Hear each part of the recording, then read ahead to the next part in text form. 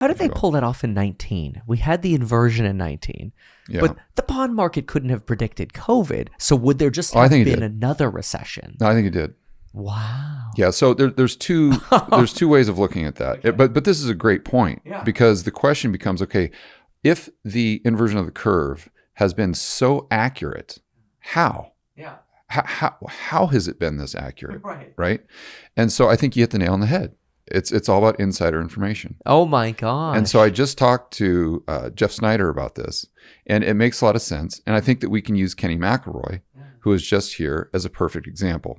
So let's walk through this thought experiment, right?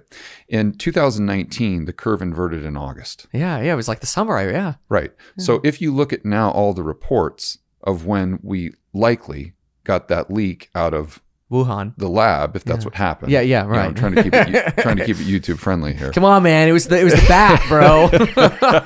Right, but assuming that happened, reports now, and even reports that have come out by the politicians in the government, peg that to August of 2019. So let's just think this through, okay? And this is I thought it was like December. And people were getting sick then already in China. You're right. Right, because they had those games, the military games. Or the military games was supposedly the first, super spreader event, if you want to call it that. So it would have had to come out prior to that, which you peg it right around August or so. So, and you know this well from your attempt in politics. There is that it's all about insiders, and they have access. Gavin Newsom, we talked about this earlier today. He has access to all the bankers in California. Is that why FDIC bailed out Silicon Valley Bank? Well, I think that, but we're getting to a very crucial point here. So let's think about this. An example of a financial insider would be a Stan Druckenmiller, a Warren Buffett, Paul Tudor Jones, something like that, right? So George Soros, another great example, right? So these guys have tons of connections, obviously all over the world, and specifically in China.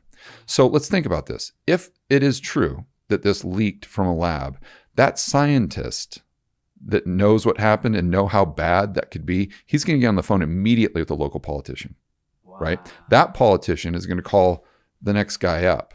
The next guy up is most likely going to know a lot of bankers. Those bankers are most likely going to know George Soros, or they're going to know Paul Tudor Jones. So what they're going to do is call Paul Tudor Jones and say, dude, you need to really pay attention to this. So what's he going to do?